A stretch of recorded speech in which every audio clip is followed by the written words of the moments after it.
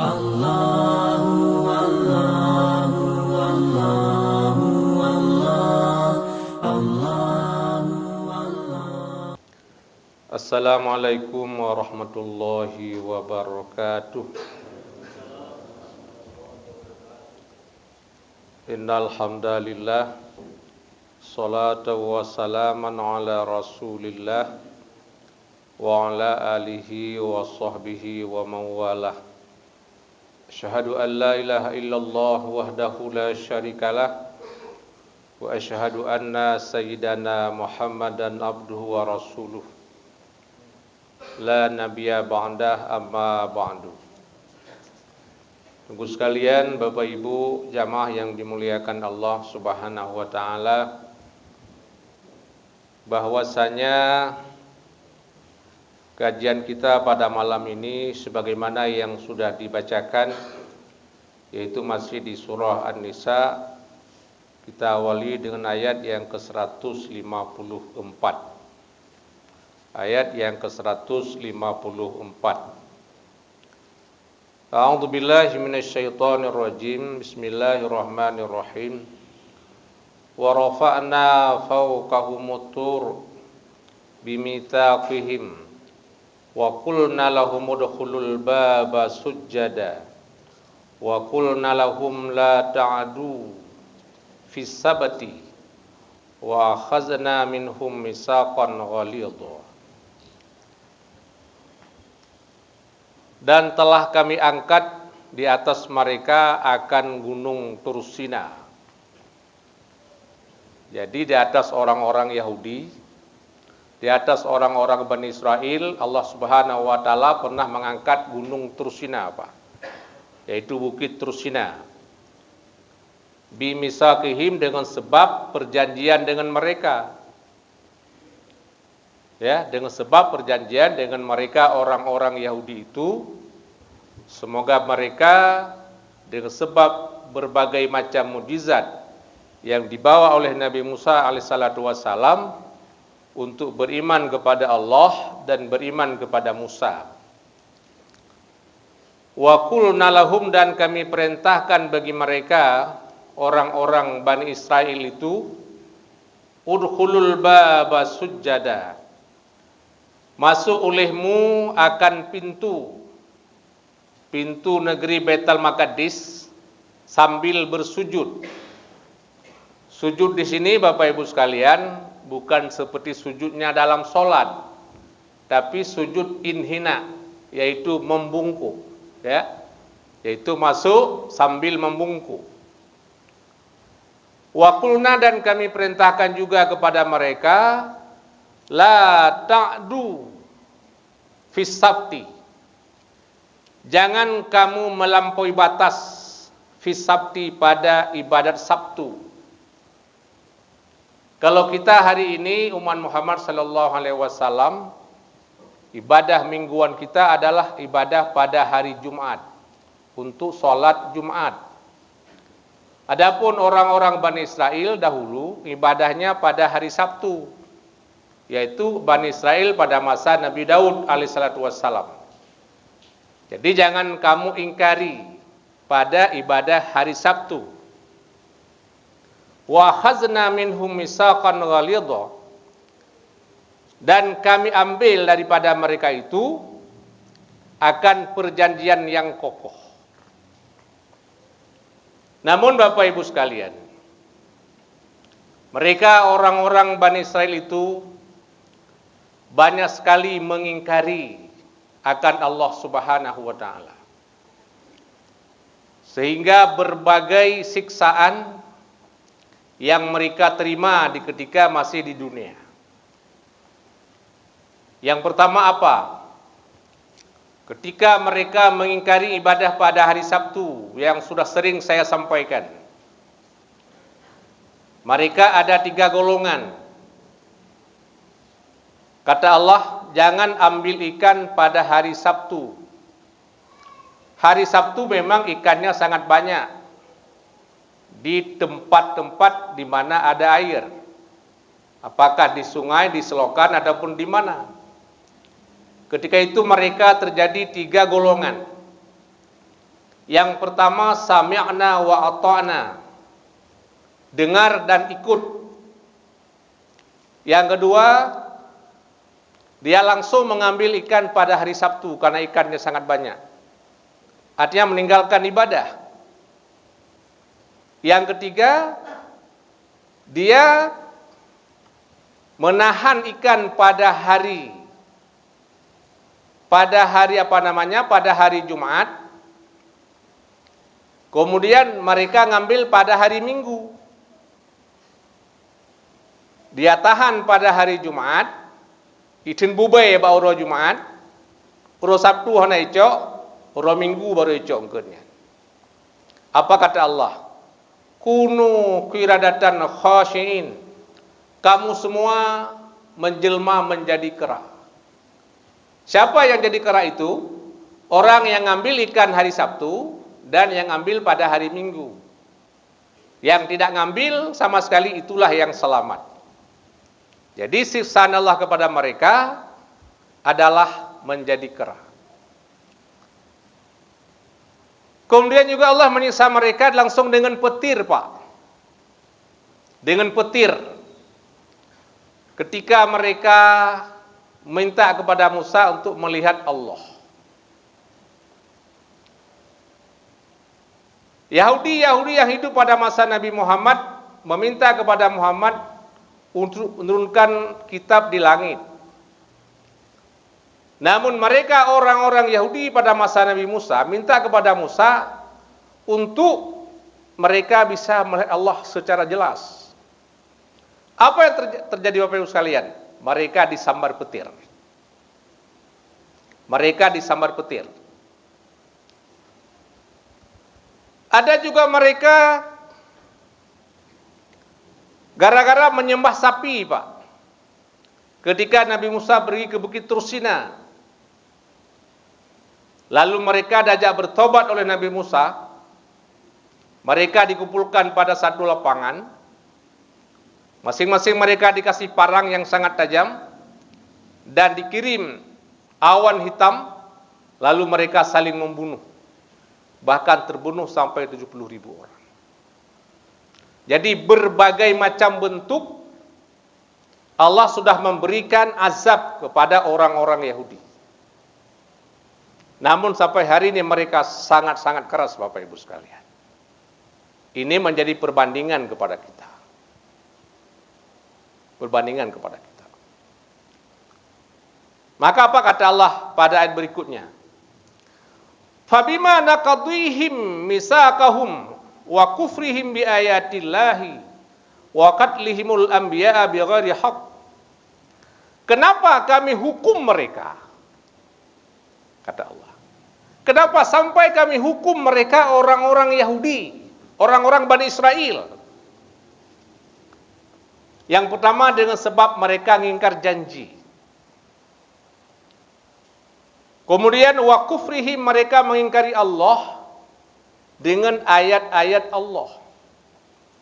Mengingkari Taurat.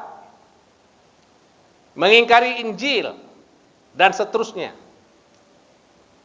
Wa qatlihimul anbiya, mereka juga membunuh para nabi. Membunuh Nabi Yahya. Mereka membunuh Nabi Zakaria. Bahkan mereka juga membunuh Nabi Isa. Namun tidak kesampaian. Wa makaru wa makarallah. Wallahu khairul makirin. Mereka ingin berbuat makar. Allah juga berbuat makar. Namun makar Allah itu lebih baik. Isa tidak sampai mereka bunuh. Allah angkat Isa ke langit.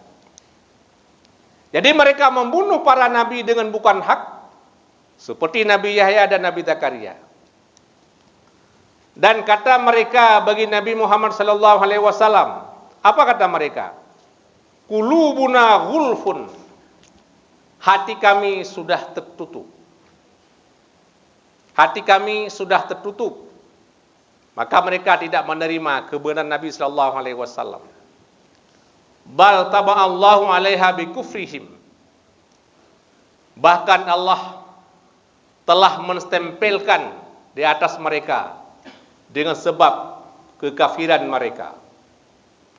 fala yu'minuna illa qalila, maka mereka tidak beriman kecuali hanya sedikit. Jadi mereka orang Yahudi ada beriman Bapak Ibu sekalian, tapi hanya sedikit ketimbang dengan kelompok-kelompok yang lain yang ada di permukaan bumi ini. Jadi mereka sangat-sangat sedikit yang beriman kepada Allah, beriman kepada Rasul. Namun kebanyakan daripada mereka hingga hari ini adalah mereka sangat banyak yang mengingkari akan kebenaran yang datang daripada Allah dan daripada Rasul. Kemudian kenapa juga mereka mendapat siksaan, azab di muka bumi? Wa bi kufrihim, dengan sebab ingkar mereka dengan Isa apa? Ingkar mereka dengan Nabi Isa. Jadi mereka apa ingkarnya? Mengingkari mereka mengatakan Isa itu Tuhan, Yesus. Mereka itu mengatakan Isa itu Tuhan. Padahal mereka Isa itu Rasulullah. Isa itu utusan Allah Subhanahu wa taala kepada orang-orang Nasrani. Bukan Isa sebagai Tuhan. Jadi mereka mengingkari mereka mengatakan Isa itu Tuhan. Wa qaulihim ala Maryama buhtanan azima. Dan mereka juga menuduh kepada Siti Maryam akan tuduhan yang sangat besar. Apa itu? Bizina. Mereka menuduh Maryam itu adalah wanita berzina. Mana mungkin seorang manusia, seorang perempuan bisa melahirkan tanpa seorang ayah? Logika mereka seperti itu. Padahal Maryam itu adalah seorang wanita yang sangat solehah. Kita sudah menyampaikan tentang dia di surah Ali Imran dahulu. Allah mau amanahkan kepadanya seorang anak, yaitu Nabi Isa. Namun mereka menuduh Maryam itu dengan tuduhan berzina. Buhtanan azima, tuduhan yang sangat besar. Ini maka mereka mendapat azab sampai hari ini dengan berbagai macam azab Bapak Ibu sekalian. Wa qaulihim, dan kata mereka. Apa kata mereka, Pak? Inna qatalna al-Masiha Isa bin Maryam. Sesungguhnya kami bunuh akan Isa anak Maryam. Ini prinsip mereka.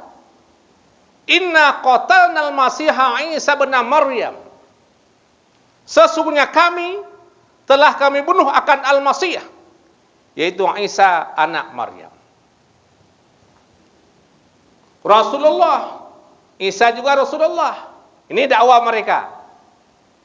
Dakwah mereka mengatakan Isa Rasulullah adalah taksiban, bohong. Sebagai ejekan daripada mereka kepada Isa. Mereka katakan Isa itu Rasulullah. Jadi mereka mengatakan bahwa apa? Kami telah membunuh Nabi Isa itu. Ini kata orang-orang Yahudi pada waktu itu. Namun Allah menjawab. Apa jawaban Allah? Wa ma qataluhu wa ma salabuhu walakin subbiha lahum. Mereka tidak membunuh Isa, mereka tidak menyalib Isa, akan tetapi diserupakan kepada mereka. Jadi di antara murid Nabi Isa yang sangat setia adalah Yudas Iskariot. Namun ketika ada gerombolan ingin membunuh Nabi Isa, Yudas itu berkomplot dengan pembunuh. Dia meninggalkan Isa, dia bergabung dengan pembunuh. Allah robah wajah Yudas itu menjadi wajah Nabi Isa. Lalu mereka tangkap dan mereka salib. Ya. Jadi wa ma qataluhu wa ma salabuhu walakin subbiha lahu. Mereka tidak membunuh Isa, mereka tidak menyalib Isa, akan tetapi diserupakan bagi mereka. Fadhannuhu ayyahu, mereka menyangka itu adalah Isa, padahal adalah sahabatnya Isa. Wa innal ladzina ikhtalafu fihi, bahwa sungguh mereka itu adalah orang-orang yang selalu berbeda paham tentang Isa. La fi syakkin minhu, mereka selalu berada di dalam keraguan. Setelah mereka membunuh orang yang sama wajahnya dengan Nabi Isa, namun mereka adalah berada dalam posisi yang ragu, teman-teman sekalian. Lama ra'au, manakala mereka melihat akan yang terbunuh itu wajah Isa. Wal jasadu laisa bi jasadihi, jasad bukan jasad Isa, Pak. Jadi setelah mereka bunuh, mereka perhatikan wajah Isa, badan bukan lagi badan Isa. Mereka kenal betul dengan Nabi Isa itu. Makanya setelah mereka bunuh, mereka itu sangat ragu tentang apa yang mereka lakukan. Ya. Wal wajhu wajhu Isa wal jasadu laisa bi jasadihi. Ma lahum bihi min ilmin ila tiba'ud dan.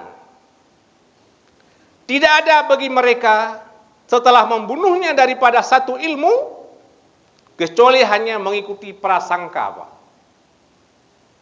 Jadi setelah dia bunuh Isa itu, orang yang bunuh itu, mereka hanya mengikuti prasangka saja. Wa ma qataluhu yaqinan, mereka tidak yakin akan mereka sudah membunuh Nabi Isa itu. Bal rafa'ahu Allahu ilaihi wa kana Allahu 'azidan hakima. Akan tetapi Allah mengangkat Nabi Isa kepadanya, dan adalah itu maha tinggi lagi maha bijaksana. Jadi bal rafa'ahu Allahu ilaihi, akan tetapi Allah Subhanahu wa taala mengangkat Nabi Isa ke hadiratnya. Jadi yang mereka bunuh adalah Yudas Iskariot. Ini yang Allah katakan, wa makaru wa makarallah wallahu khairul makirin. Mereka berbuat makar, Allah juga berbuat makar, namun makar Allah itu lebih baik daripada makar mereka. Bapak Ibu yang dimuliakan Allah Subhanahu wa taala, ini adalah bahagian daripada hal-hal kenapa orang Yahudi itu diazab Allah Subhanahu wa taala ketika masih di muka bumi ini. Wa in min ahlil kitabi illa la yu'minanna bih qabla mautihi. Dan tidak ada daripada ahli kitab kecuali mereka beriman dengan Isa sebelum wafatnya Isa. Jadi sebelum Nabi Isa diangkat, ahli-ahli kitab itu beriman, Pak, kepada Nabi Isa. Jadi makanya ada orang yang memang beriman kepada Nabi Isa. Ada orang juga yang beriman kepada Nabi Musa. Mereka itu adalah merupakan ahli kitab, orang-orang yang pandai membaca kitab Taurat. Sehingga sebelum Nabi Isa diangkat, ini mana mau mati di sini adalah sebelum Nabi Isa diangkat ke langit. Jadi mati di sini mananya habis tugasnya Nabi Isa di bumi. Jadi Nabi Isa diangkat Allah jadi rasul berumur 30 tahun. Nabi Isa bertugas di muka bumi ini selama 7 tahun. Umur 37 tahun Nabi Isa diangkat ke langit. Maka nantinya sebelum kiamat, Nabi Isa akan turun ke muka bumi ini dan bergabung dengan Imam Mahdi. Nabi Isa bertugasnya selama 7 tahun. Selama 7 tahun. Ya. Begini.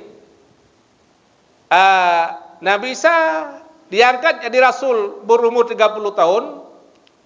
Kemudian bertugas dulu selama 3 tahun, nanti lanjutnya 7 tahun lagi untuk menggenapkan usianya 40 tahun di muka bumi. Jadi ini tentang kejadian Nabi Isa.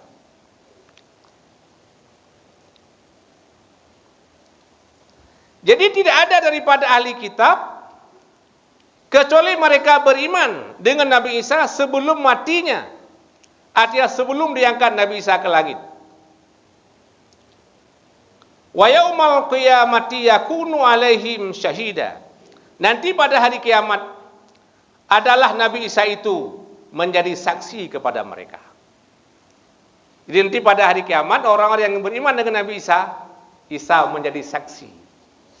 Jadi Bapak Ibu sekalian, nanti pada hari kiamat semua nabi-nabi, semua rasul-rasul bersaksi mereka kepada umatnya masing-masing. Nabi Musa bersaksi, ini umat saya. Nabi Ibrahim, Nabi Yusuf, Nabi Ayub, semuanya. Nabi Muhammad pun seperti itu.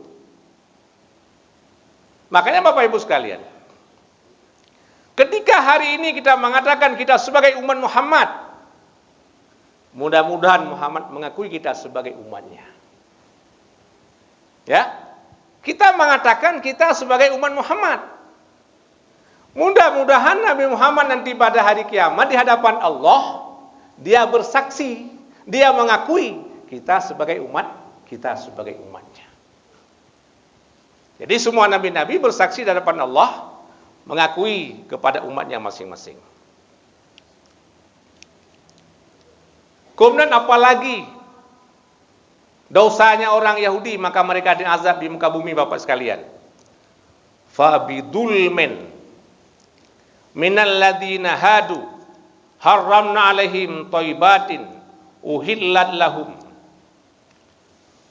wa bisaddihim min sabilillahi, dengan sebab zalim mereka, ya, dengan sebab kezaliman daripada mereka-mereka yang Yahudi, haramna, kami haram atas mereka akan yang baik-baik yang telah dihalalkan bagi mereka. Ya, sesuatu yang baik kami haramkan kepada mereka. Wa bisaddihim, dan sebab menghalangi mereka akan manusia daripada jalan Allah, agama yang benar.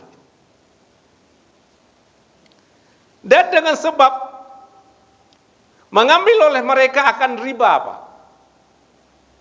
Jadi dalam ekonomi mereka, praktek ekonomi mereka pada waktu itu adalah praktek riba, asal untung. Wa kanahu anhu, dan sungguh kami larang daripadanya. Jadi mereka terus praktek riba, Allah melarangnya dalam Taurat. Kemudian waklihim amwalan nasi bil batil. Kenapa kami azabkan mereka? Karena mereka makan akan harta manusia dengan cara-cara yang batil. Apa cara batil yang mereka lakukan? Birrasya, yaitu dengan riswah Pak, dengan sogok. Fil hukumi, pada hukum. Ketika mereka menghukum pada waktu itu, mereka bukan mengedepankan saksi yang benar, bukan mengedepankan hakim yang benar, tapi mereka mengedepankan riswah, mengedepankan sogok. Sehingga Nabi mengatakan pada hari ini, ar-rashi wal murtashi finnar. Orang yang sogok, orang yang terima sogok, kedua-duanya masuk neraka. Jadi riswah itu sangat membudaya Bapak Ibu sekalian pada masa orang-orang Yahudi. Wa'tadna lil kafirina minhum adzaban alima, dan telah kami siapkan kepada orang kafir itu azab yang sangat pedih. Nanti pada hari kiamat kepada mereka Allah siapkan akan azab yang sangat pedih. Demikian.